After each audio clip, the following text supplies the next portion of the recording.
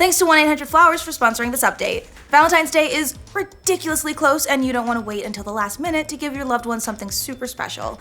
Right now, you can get 18 enchanted roses for only $29.99 when you visit 1-800-Flowers.com/no. Welcome to the Know, I'm Mica.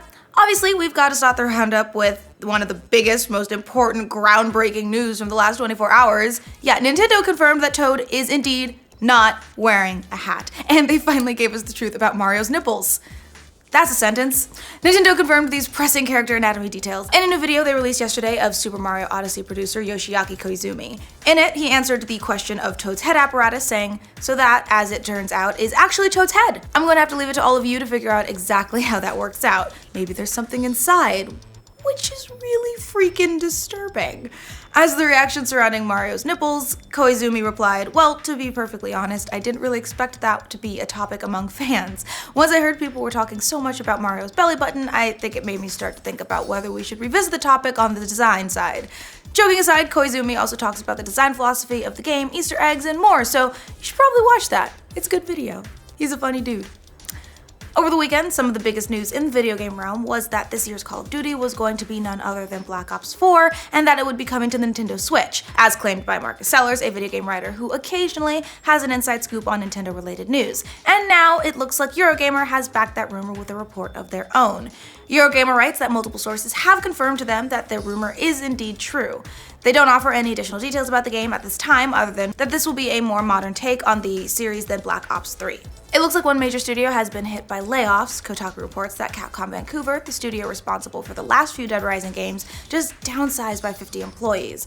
Apparently, these layoffs also come with the cancellation of an unannounced game and, reportedly, a decrease in the scope of the next Dead Rising game.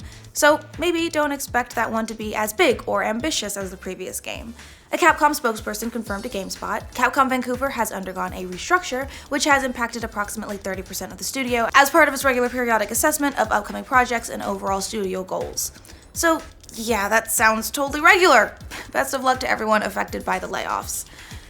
The much anticipated Shadow of the Colossus remake is finally out today, courtesy of BLUEPOINT, who have made the name for themselves in remastering and remaking top-tier ports of previous generation games. Now, there are rumors that they've got yet another classic title in the works, courtesy of a job description for a senior graphic designer, which reads, "We are passionately at work remaking a classic for current-gen game systems, growing our capabilities as a team and raising the bar for what fans anticipate from us. It's possible this could be Sony's recently announced Medieval remaster. However, the description does indicate that this new project is for multiple current-gen systems, so we'll just have to wait and see if they have any announcements on the way soon." If you thought Horizon Zero Dawn was fun on your own, just imagine how much fun it was with another Huntress by your side. And apparently, that used to be a thing, according to the game's developers. Guerrilla Games director Matthias de Jong appeared in a recent entry of the No Clip series, revealing that the original prototype had everything working with 2 players at the same time.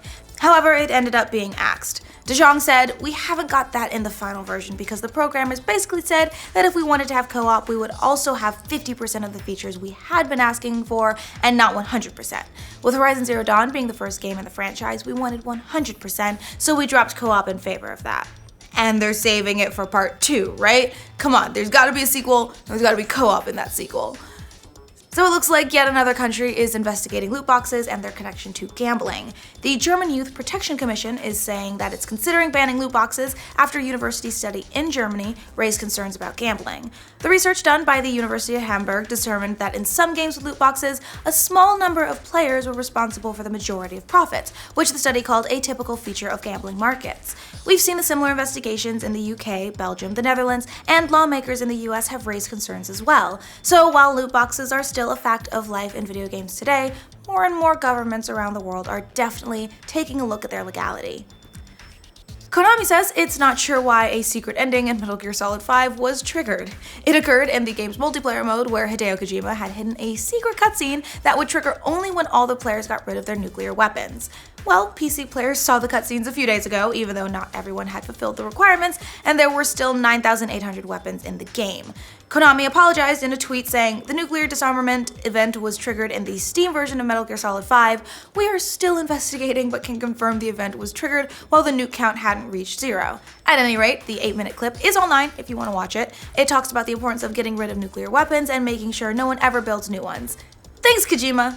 Final Fantasy XV is releasing on PC next month, and Square Enix released a benchmarking tool so you could see how the game will run on your rig. But after some concern over people's scores, Square says that tool might not accurately reflect the game's final performance.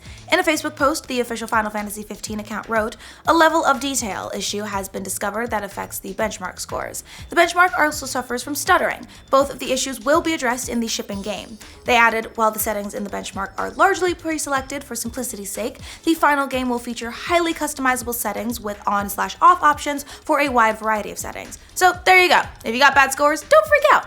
Final Fantasy XV Windows Edition will release on March 6th, and I hope on March 7th the nude mods will release as well. I am but a simple woman.